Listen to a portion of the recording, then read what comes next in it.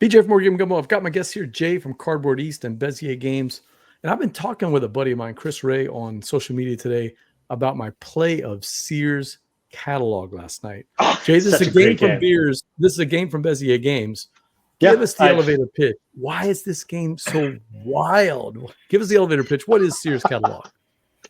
Sears Catalog is the hand shading game that'll slap you in your face. That's it's a card shedding.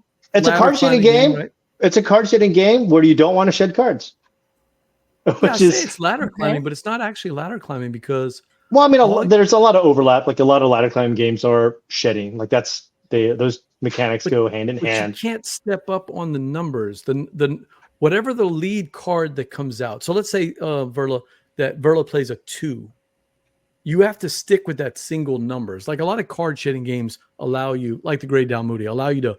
Well, if you play pairs, then that's a better version, right? If you play 3 like Scout.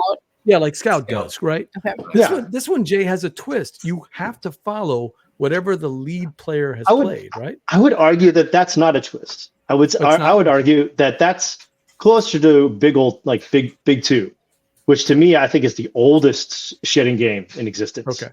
That came from China, and there's so many variants of that, and that's what I grew up playing. Even as a kid, I played that. I didn't know what it was called because I had a Japanese friend, I had a Vietnamese friend. I had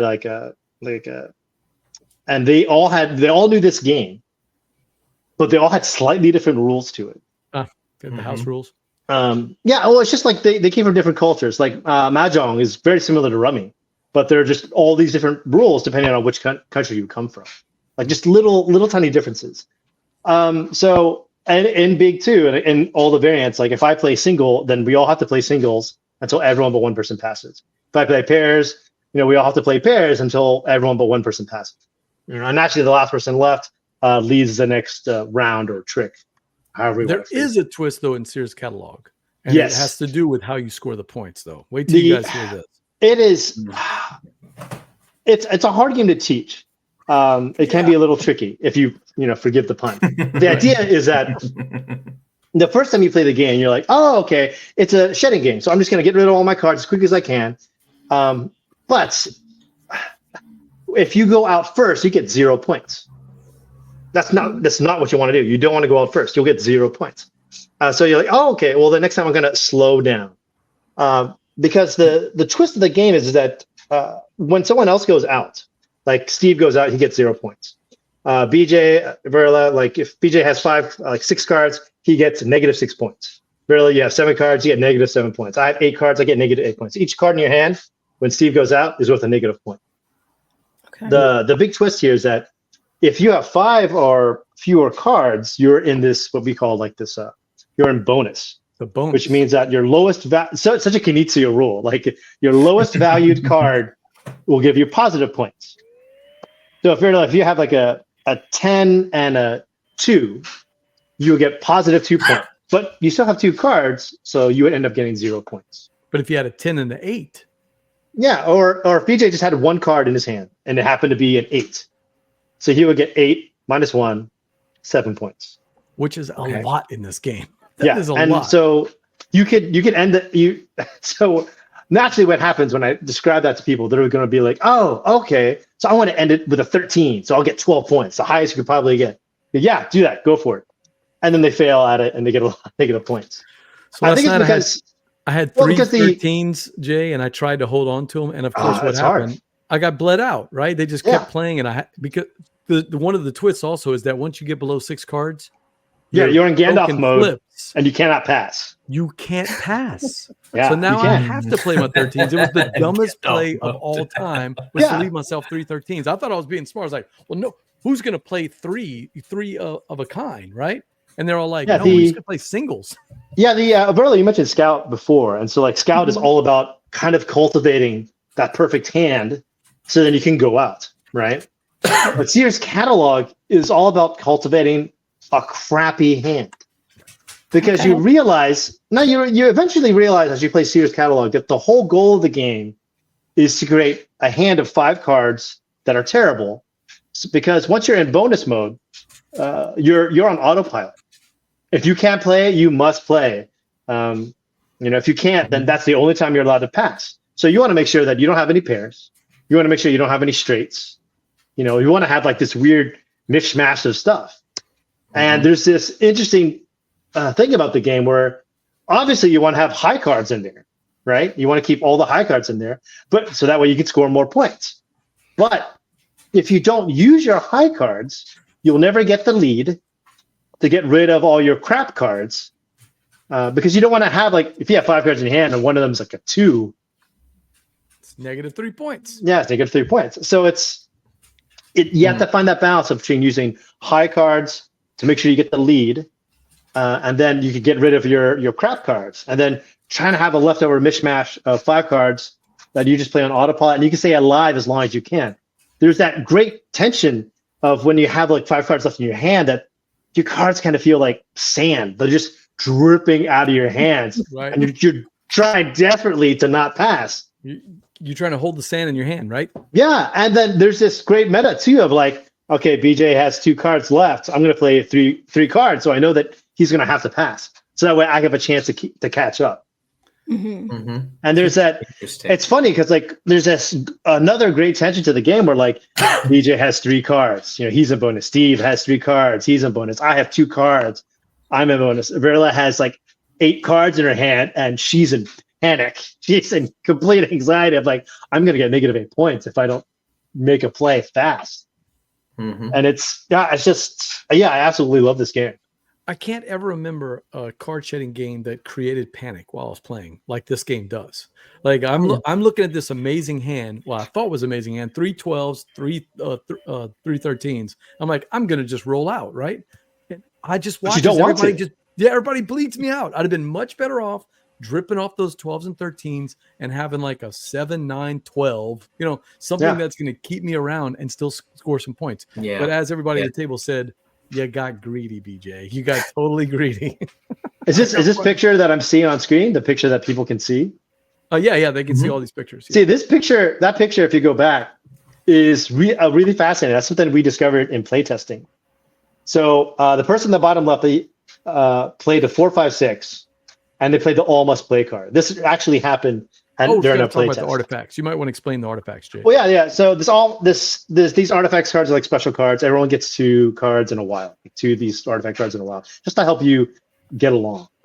But because they played that straight and an all must play, that kind of flushed out all these other cards.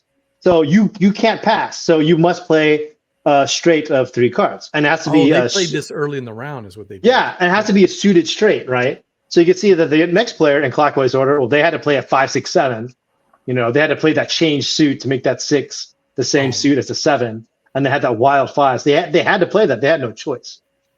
And then this other player played the 8, 9, and they had to use their wild, because they had no choice. They had to play it. And they also played a retrieve card, which means that smart. The retrieve card lets you, at the end of that trick, no matter if you won or not, you could take every card on that table into your hand except for the retrieve card. And we discovered this, and we were like, this is kind of broken, right? Because you could just get a ton of cards. And someone on BGG asked, like, so can I play like a 5 of a kind? Can I play a 6 of a kind, even though there's no 6 suit? And then I mapped it out. I was like, well, you could play a 13 of a kind. And like even Ted was like, no, you can't do that, Jay. It's like, yes, you can. And I explained it to him, and he was like, wow, that's extremely unlikely, but it's still possible. And when you're writing rules, you have to expect players to be better than you anticipated, and you also have to expect players to be worse than you anticipated. So a 13 of a kind is possible. You can have 13 5s, which is bananas. Berlin, Steve, I've never seen a game that forced the players to retrain their brain as quickly as it sounds like what you're describing. It sounds like it's almost set uncollection in some way if you want to have them spread out in such a way. It's so fascinating. The cool thing about the artifact cards is like you get 15 of the game, but you only play with like 2 per player. So if we were playing, we'd only play with 8. And we would play with that same 8 for all 4 rounds. So that first round, we're going to kind of get used to those cards. by round 2, you're gonna be a little bit more familiar with those cards. But by round like 3, you're gonna know all those cards, and you're thinking, I have this one. I don't want to play this until someone else plays that, but I got to play this before that. And those 8 cards completely change how you play the game. Yeah, like it creates a sub meta of the game, which is why I love playing this game, and I never get tired of playing it. Well, it's something about that mechanic though, Steve, where most people are used to, I got to be the first to go out, or I don't want to go out at all. I want to have the most cards. I want to keep my cards, because there are tons of games that do that too. And this game, it's that Goldilocks zone. You know, you got to be in this little Goldilocks zone if you want to score. And it just, our buddy Dave Dugas, who has been playing Blu-ray and Hearts and Spades all of his life, I just messed with his mind. Hurt his head. I can't get this. It's hard. It's hard. Like, I think there's a Tom Bassler review. He's like, I just don't get it. It's really hard to get it. And then hey, Chris Yee just goes, you're just dumb, Tom. You're just slow. It is hard. It's really hard to reprogram your brain around if you're really used to just, because it's really dangerous just to get into autopilot and be like, yeah, I just gotta, shed my cards. And even when I taught this at Tantrum Con earlier this year, not last year, earlier this year, I was playing with a game with Gabe. He's a TikToker. And I'm like, what are you doing, Gabe? He's like, I'm going to go out. It's like, Gabe, I told you, you don't want to go out. And he's like, oh. Somebody asked last night, well, why don't I just speed run the whole time and get 0 every time? And I was like, you know why? Because that guy on the right here, Doug, he figured out after the first round how to hit the sweet spot. And he's going to score 3 points, 4 points, 5 points every round. And he's going to beat you 12-0. And they were like, oh man, you can't just speed run this game and just go out and say, well, I'm going to make everybody get negative. Because once you get down to the passing, people know, once you're in that bonus zone, everybody knows, oh my God, I got to start dumping cards.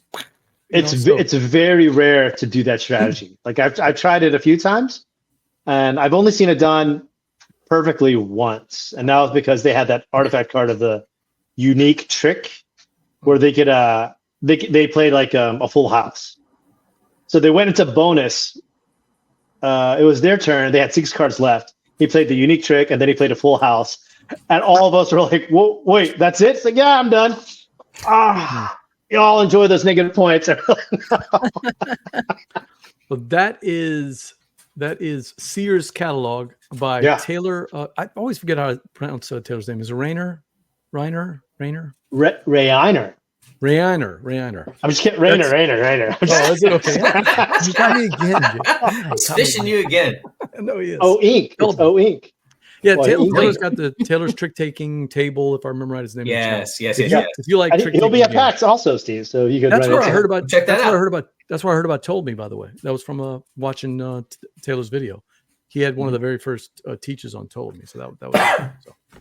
Check that out if you get a chance. I'm trying to get back to the thing. Check that out. SEERS Catalog. It's a play on, of course, the old SEERS catalogs. It's got the little werewolf. The players didn't even notice there's a little werewolf in the back of the little peeking picture. through the window. A little more than little. It's a big one. Yeah, it's a big one. Mommy, what is that thing staring at us? What's funny of that is that if you look closely in that picture, in the background, you'll see all some of the artifacts from the magazine, from the catalog. Yeah, there they are. I see them now. Mm-hmm. And it's even funnier is that the little girl is pointing to the book, right? But if you zoom in and see what she's pointing to, she's pointing at like bombs. Like this girl wants to blow up a werewolf on her 8th birthday. Oh my God! Pointed right at the bombs. It's like, this is dangerous. Wow. Mom, I want to blow up the neighbor. Subversive. I like it. And Mom's got a happy smile. Yeah, she's like, I'm so proud of you. Sweetie. Okay, sweetie, we can do that. That's SEERS Catalog from Bezier Games. It should be available at PAX U. Oh, it will be. Yeah. It will be. So run to the That's booth. your stocking stuffer of the year. By the way, chat crew, there's only one copy. So if you want to stop Steve from getting it, even if you don't want to play it, if you just want to stop him, you better be there on Friday. Yeah.